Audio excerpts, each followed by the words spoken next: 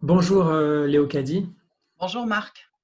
Bienvenue dans ce moment où on va parler de votre environnement, votre métier. Est-ce que vous pouvez vous présenter en quelques mots? Je sais que vous accompagnez les décideurs aux belles ambitions qui initient des transformations dans leurs organisations, mais comment vous vous présenteriez-vous?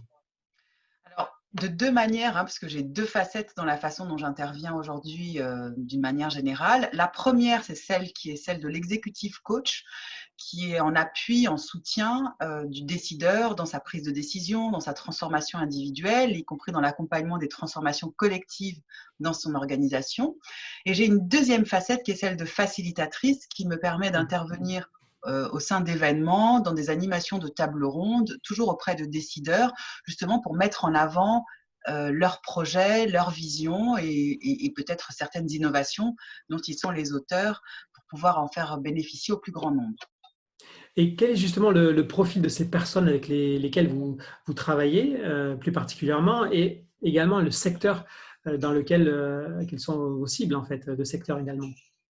Dans mon approche, il y a deux volets. On va être sur une dynamique qui va être autour de la transmission et une autre qui est autour de la transformation.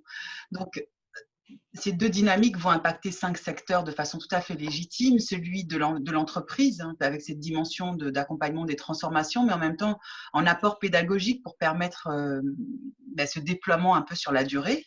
Dans le niveau de l'éducation, puisque je vais accompagner ceux qui seront potentiellement les jeunes leaders pour leur amener justement à la fois des expériences terrain et en même temps enrichir leur pratique et leur réflexion. La dimension institutionnelle, puisque nous allons nous rapprocher du décideur qui est peut-être à la fois plus politique ou peut-être plus institutionnel dans la démarche, avec une vocation qui touche un petit peu les populations, qui touche voire des pays également, pour comprendre un peu comment se créent ces politiques et comment justement elles impactent les pays ou les nations qu'ils accompagnent. Et puis cette dimension industrielle qui est une dimension plus terrain, parce que ça permet également de voir comment ces populations qui finalement agrémentent un peu les façons de fonctionner au quotidien adhèrent aussi à ces démarches de transformation. Donc ces 5 secteurs et celle de l'entrepreneuriat, du business, parce que les futurs entrepreneurs d'aujourd'hui, qui sont effectivement dans ces réflexions, sont ceux qui porteront des gros projets demain, des projets ambitieux, qui auront certainement des vocations pour développement de l'emploi et également des vocations pour justement emmener les populations à rentrer dans des innovations, notamment dans cette période. C'est tout un écosystème que vous adressez justement, en particulier avec la période que nous venons de traverser, un vrai, je dirais, contexte qui est à la fois incertain, complexe, qui génère des crises multiples. Elles sont nombreuses et on doit les gérer, que ce soit économique, sanitaire, sociétal, social, humain. Beaucoup de choses aujourd'hui collapsent et on doit toutes les gérer. Justement, en quoi vos services, vos prestations répondent à ces enjeux, ces défis que nous avons à faire face, et en particulier que les décideurs doivent gérer et assumer. Tout à fait. Les décideurs se retrouvent dans une période qui est chaotique. Donc, Oui. dans le chaos, ce que j'apporterais d'une manière globale, c'est de la clarté pour essayer de mieux, de la clarté du discernement, pour essayer justement de faciliter la prise de décision avec des choix qui soient conscients et éclairés, pour ensuite construire des stratégies, même si elles sont temporelles, parce qu'effectivement le contexte implique une action pas à pas, et donc les accompagner justement dans la construction et la création de ces stratégies, c'est ce que j'apporte de façon globale dans ces environnements qui sont en transformation et en réflexion. J'aimerais qu'on regarde plus particulièrement, je vais essayer de partager l'écran de votre site internet là, que l'on voit actuellement, qui est très très bien fait d'ailleurs.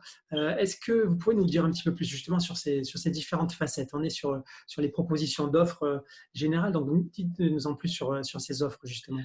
Alors donc je les ai nommés justement pour pouvoir les identifier et pour pouvoir permettre de faire finalement son choix par rapport aux besoins immédiats que peut avoir un décideur ou un interlocuteur avec lesquels j'ai l'habitude de travailler.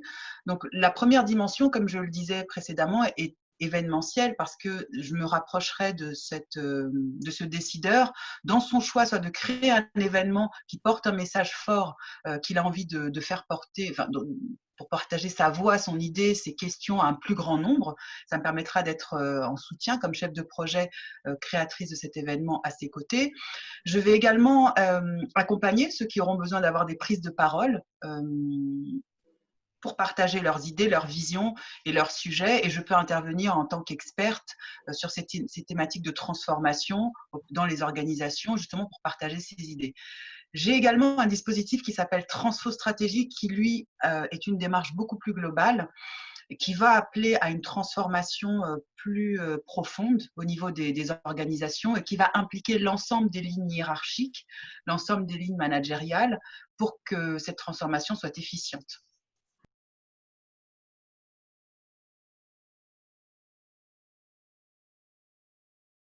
On peut peut-être rentrer un petit peu plus dans ces contenus de prestations que vous nous proposez. Donc, on a vu justement au niveau des événements, vous avez plusieurs dimensions en fait dans les événements. Dites-nous en plus. Alors, dans les événements, à partir du moment où je suis contactée par un organisateur d'événements parce qu'il souhaite donner une coloration un petit peu plus dynamique, de recréer un environnement dans lequel ces différents intervenants puissent avoir une parole libérée, une parole libératrice, être dans des échanges en profondeur. C'est souvent pour ces thématiques-là et pour ces besoins-là que je suis contactée. Ça permet de monter ensemble un environnement où la vision est partagée, où la vision est challengée, où la vision est souvent redéclinée autour d'actions très concrètes. Donc, on va travailler sur des projets concrets, que ce soit pour des startups, que ce soit pour des entreprises qui se lancent, que ce soit pour des entreprises qui lancent des nouvelles stratégies de conquête ou de développement, ou dans ce cadre du Covid, où nous avons beaucoup d'initiatives qui sont lancées et l'idée, c'est de pouvoir justement les promouvoir. Vous intervenez avec les décideurs en tant qu'exécutif coaching, donc à des niveaux assez élevés dans les hiérarchies. Parlez-nous de cette construction, parce que ce qu'on voit là, c'est qu'il y a un programme qui est assez séquentiel. Il y a des offres qui sont peut-être plus sollicitées que d'autres. Dites-nous un petit peu plus sur justement les contenus et la façon dont ces décideurs viennent vers vous et pour quel programme en particulier. Qu'est-ce qui les attire le plus? Donc, ce qui est important, c'est que toutes les personnes qui me sollicitent ou qui ont envie de travailler avec moi vont rentrer dans j'allais dire la règle du jeu, c'est de rentrer dans une dynamique où le contrat qui va être établi est celui de travailler sur soi en profondeur. Et c'est ce que représentent un peu ces offres-là. Certaines personnes vont me solliciter d'une manière très ponctuelle, dans ce qu'on va appeler le coaching flash, où on va travailler de On voit manière ici, là, très oui. spécifique, tout à fait. Donc, on va travailler de manière très spécifique sur une problématique bien précise, par exemple une intervention dans une prise de parole à fort enjeu, avec une préparation très intensive pour permettre justement à l'interlocuteur d'être pleinement en accord et aligné avec le message qu'il a à faire passer. Donc, ça peut être ce genre de questions pour lesquelles je puisse être consultée sur un coaching flash. On va rentrer sur le coaching intégration qui, lui, amène à travailler plus en profondeur et c'est celui pour lequel je suis le plus souvent sollicitée puisqu'on va être dans une démarche qui va se dérouler sur un espace-temps qu'on va définir ensemble, mais c'est souvent 6 à 10 séances d'accompagnement qui vont permettre justement de permettre au coaché, donc à la personne qui a cette thématique, cette problématique qui est beaucoup plus globale, de trouver à la fois sa place dans son expression, mais également sa place dans la dynamique collective pour pouvoir relever l'objectif qui est le sien. Et on a une dynamique qui est beaucoup plus collective, qui est la troisième, qui est le training transfo, puisque là, l'objectif, ça va être d'initier la ligne hiérarchique ou d'initier des équipes à rentrer dans une dynamique de travail d'intelligence collective pour ensemble trouver des nouvelles règles de fonctionnement, reconstruire des modes de communication pour justement être des supports et des soutiens de cette transformation stratégique qui va s'initier. Est-ce que vous pouvez nous en dire un petit peu plus sur la façon de vous contacter directement? Parce que j'ai cru comprendre que sur votre site, il suffit de cliquer sur une offre et de se retrouver propulsé sur une prise de rendez-vous direct où on va pouvoir cocher, choisir des horaires, avoir instantanément, comme on le voit là en train de le faire, là j'ai mon nom qui est saisi, soit un choix avec Zoom, soit un choix avec un appel téléphonique. C'est très structuré, c'est très efficace tout ça. Hein. Vous avez fait un travail remarquable là-dessus. Merci beaucoup. L'idée, effectivement, c'était de pouvoir, dans cette période qui est assez complexe, c'était de pouvoir proposer quelque chose de suffisamment simple à l'ensemble des personnes qui viennent consulter ces offres ou qui se posent la question de savoir quelle serait celle qui serait la plus pertinente pour moi à ce moment. Et au lieu de passer par un échange interminable de 3 mails, c'est de se dire, voilà, j'ai besoin d'avoir un complément d'information. Et donc, effectivement, sur le site, vous pouvez prendre directement votre rendez-vous. Ça nous permet, dans le cas d'un échange de 30 minutes, de bien cerner votre problématique et dans un second temps, de choisir si vous avez envie qu'on aille plus loin dans son exploration ou si vous souhaitez le différer par rapport à vos contextes personnels et également d'entreprise.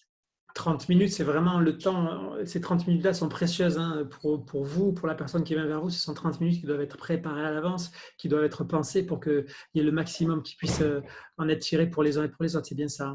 Exactement. L'idée, c'est de se dire que le temps est très précieux, notamment dans cette période-là, et de se dire que ces 30 minutes-là vont permettre de prendre une décision et de faire un choix.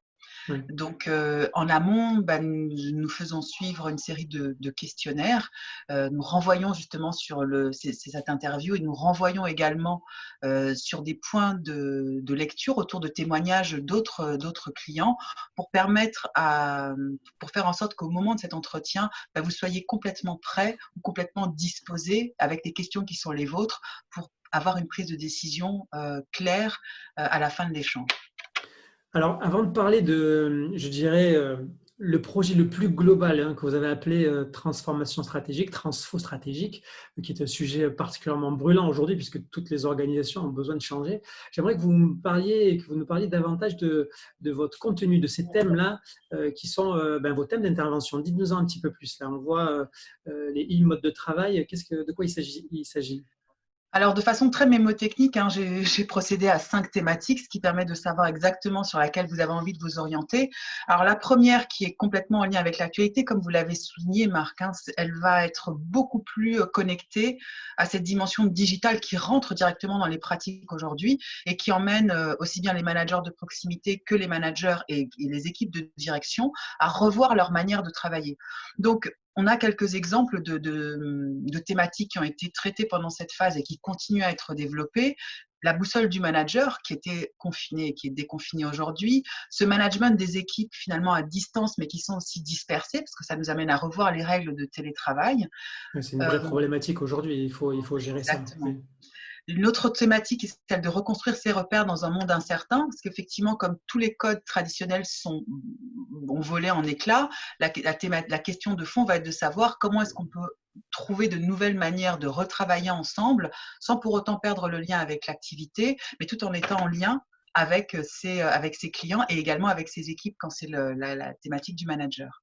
Et le dernier point qui va donc toucher le dirigeant dans sa réflexion, le leadership dans la crise de la complexité, qui va surtout lui permettre de travailler et d'entamer une réflexion sur comment gérer ces périodes de transition qui sont à la fois challengeantes, à la fois courtes et en même temps sur lesquelles ils sont attendus en tant que leader. Et c'est d'apporter justement des clés avec un travail qui soit collaboratif et puis autour de ce coaching de groupe et d'équipe pour lui permettre de trouver, de redéfinir un peu la posture qu'il a envie d'avoir pendant cette période clé.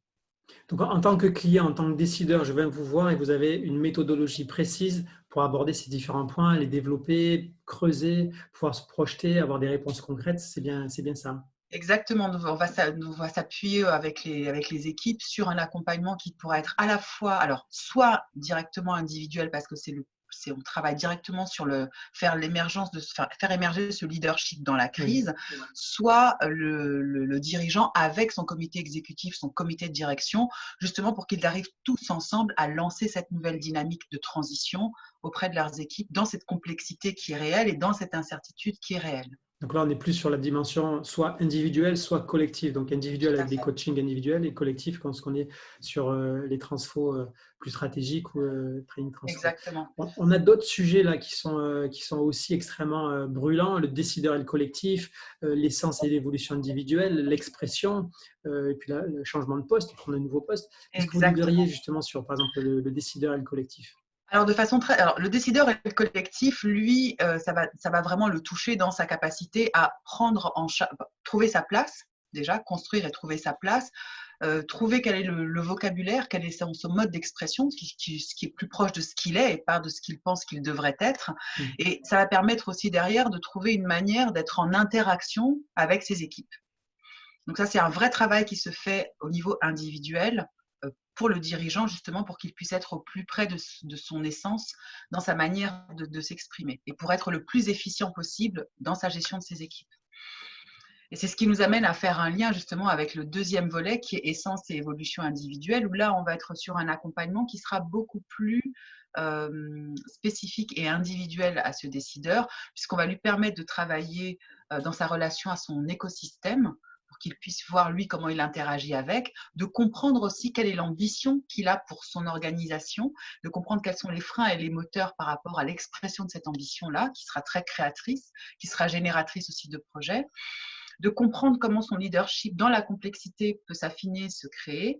Et puis, avec justement Marc, nous avons une démarche qui est plus inclusive et qui permet aux dirigeants d'avoir une vision qui est plutôt, j'allais dire 720 degrés plutôt que 360 degrés, qui lui permet d'avoir à la fois une dimension dans la réflexion, mais également dans la manière dont il va décliner les choses sur le terrain. Et c'est ce coaching à 2 voies qui est proposé tout au long du projet de transformation, qui est extrêmement efficace. Pourquoi? Parce qu'il permet aux dirigeants à la fois de développer sa position individuelle, tout en ayant conscience de ce qui se passe dans le collectif et sur le terrain. Il va falloir que je sois à la hauteur pour poursuivre tout ça parce que les programmes sont denses. Je vois que là, sur l'essence et l'évolution individuelle, il s'agit vraiment d'un travail de fond sur soi que suit le décideur. Et effectivement, aujourd'hui, le décideur est vraiment malmené et il doit prendre des décisions souvent difficiles. Exactement. Et parmi ces Avez... décisions, oui, et parmi ces décisions, il y a celles qui touchent l'emploi. Parce que pour certains d'entre eux, ils vont devoir quitter des secteurs et donc commencer à entamer une réflexion pour savoir où est-ce que leurs compétences peuvent être exploitées autrement. Oui. Certains vont se dire que c'est l'heure de reprendre de nouveaux challenges. Et donc, pour beaucoup d'entre eux, ils ont été sur des postes depuis un certain temps. Et donc, l'idée, ça va être de pouvoir les préparer au mieux à faire face à cette période de transition dans laquelle ils vont certainement vouloir embrasser des carrières à d'autres niveaux hiérarchiques. Et peut-être que ce sera le moment de passer d'un poste de responsable à un poste de directeur ou un poste de dirigeant. Et dans cette dynamique-là, nous allons beaucoup travailler sur le dernier volet qui est celui de l'expression, puisque l'idée, ça va être d'être en capacité de pouvoir parler de soi, de parler de son parcours, de mettre en lumière ses réalisations, d'une part, et puis d'autre part, d'avoir une communication, une expression qui soit beaucoup plus assertive vis-à-vis des équipes. Et il y aura un dernier volet qui sera celui de ce que j'appelle un peu son juge intérieur. C'est ce dialogue intérieur qui va permettre à chaque fois de ne pas rentrer dans des dynamiques d'auto-sabotage pour pouvoir justement être au mieux et plus efficient au fur et à mesure qu'on déroule l'ensemble de ces programmes. Donc, sur tous ces sujets, il y a la possibilité de vous contacter donc facilement pour un rendez-vous d'échange comme on l'a vu. J'ai une question particulière. Vous avez des origines africaines. Qu'est-ce que vous pouvez nous en dire? Oui, alors effectivement, mon père est du Cameroun, ma mère est du Gabon, et moi, je me définis souvent comme une enfant du monde, puisque j'ai voyagé à travers différents continents, et je me suis rendu compte au fil des années que le lien à l'Afrique était très fort, et justement avec mes deux facettes, celle de la transformation et puis également celle de la transmission. Mais c'est ce que j'avais envie de réoffrir justement aux jeunes entrepreneurs en Afrique, aux porteurs de projets en Afrique. Et c'est ce que je propose en tant que mentor justement pour leur permettre à la fois de partager l'expérience que j'ai pu avoir dans les différents secteurs, hein, les institutions, l'organisation, au niveau du business justement, pour qu'ils puissent trouver des clés qui feront d'eux justement ces futurs entrepreneurs ou ces futurs dirigeants, pour que justement ils puissent libérer ces potentiels créatifs. Et c'est un exercice que j'aime beaucoup, puisque ça permet de côtoyer des créateurs de projets de différents environnements. L'Afrique a 54 États, donc ça permet effectivement de parcourir le continent à la recherche justement de ces projets-là, pour pouvoir justement les mettre en relation avec le monde, les connecter justement à des mécènes, des décideurs, des entrepreneurs ou des personnes qui ont envie d'investir dans ces projets. C'est toute votre expérience dans l'écosystème, je dirais, à la fois économique, institutionnel, dans les entreprises, qui vous permet justement de travailler avec ces leaders de demain, ceux qui ont envie d'impacter le monde, ont envie de développer leurs idées. C'est exactement ça, et c'est toujours un plaisir de voir comment est-ce qu'ils développent leurs compétences et comment ils arrivent au bout de leurs projets et comment ces projets deviennent des entreprises qui demain vont créer ces emplois-là. Donc, comme les décideurs, vous les accompagnez avec vos différents programmes. Exactement, tout à fait. Ils ont de la chance, il y a du contenu. On va voir ça. Merci pour ces points très précis, très détaillés. Quels sont justement, je dirais, le fait de travailler avec vous, ceux qui rentrent dans cette dynamique que vous avez très bien décrite, qu'est-ce qu'ils en tirent? Quels sont les bénéfices? Quels sont pour eux les points forts justement de rejoindre cette dynamique? Dites-nous Alors, en plus. oui, les points forts, alors ce que remontent souvent les clients, c'est en fait, on fait une pause dans quelque chose qui est toujours en mouvement pour qu'ils prennent le temps de se centrer sur eux-mêmes, le temps d'apprendre à se connaître différemment et d'avoir plus de clarté, d'avoir plus de précision, d'être plus conscients sur les choix qu'ils font, justement pour être plus efficaces par rapport aux défis qu'ils ont à relever. Les bénéfices qu'ils retirent aussi également, c'est que dans ces phases de transformation qui sont souvent déstructurantes, ils arrivent à recréer une structure et une harmonie dans les modes de fonctionnement, soit dans l'expression, soit dans la manière d'embarquer leurs équipes, et surtout d'avoir des équipes qui, elles, trouvent une place et un lieu d'expression pour faire des propositions et être entendues dans ces propositions-là. Donc, c'est vraiment l'idée autour d'une dynamique individuelle et collective, et en même temps que l'individu bouge, le collectif aussi s'enrichit. Et donc, c'est ça le bénéfice Ouais, c'est principal. tout l'écosystème qui évolue. Pour ceux qui ne vous connaissent pas, pour ceux qui n'ont pas travaillé avec vous, qu'est-ce que vous avez envie de leur dire? Euh, j'ai envie de leur dire, osez plutôt qu'essayer, parce qu'essayer, ça veut dire que vous êtes encore en balance et vous ne savez pas trop. Osez vous lancer dans de nouvelles aventures, osez relever des défis personnels, peut-être ceux que vous n'avez pas encore formulés de façon très claire. Et puis, je pense que ce que je dirais aussi en dernier mot, c'est oser agir connecté à votre ambition, parce que finalement, vous avez tous une certaine ambition, vous avez tous envie de réussir des projets, vous avez tous envie de proposer des choses, et ces choses-là, c'est d'oser leur donner corps. Cette énergie de l'ambition, hein, c'est bien ça. Tout à fait. Merci, merci infiniment Léocadie pour cet échange, merci pour votre écoute et je vous dis à très bientôt, hein. Merci, Merci beaucoup Marc pour ce moment. À très bientôt. bientôt, au revoir. Au revoir.